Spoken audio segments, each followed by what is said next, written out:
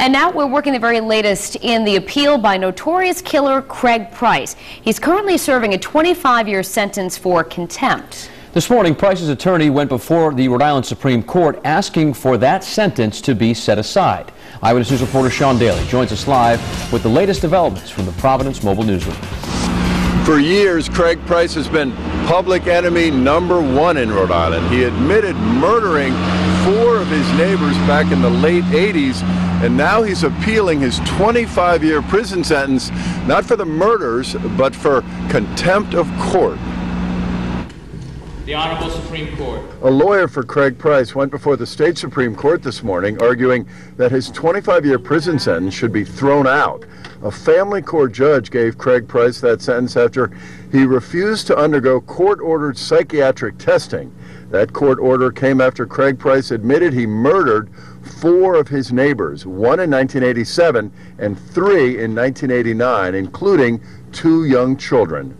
Supreme Court Justice Maureen McKenna Goldberg gave the impression that Craig Price has a steep legal hill to climb. You know, there was plenty that he could do.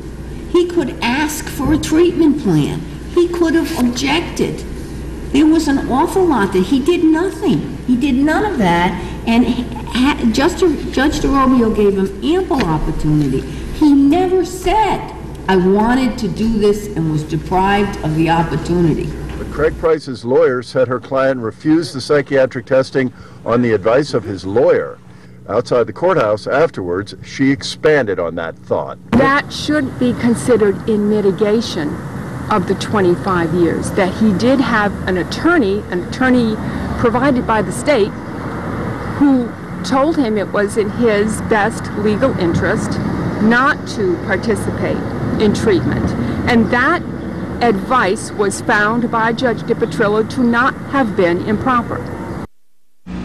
The Supreme Court's ruling on Craig Price's appeal of his contempt of court sentence is expected sometime in the next 60 days.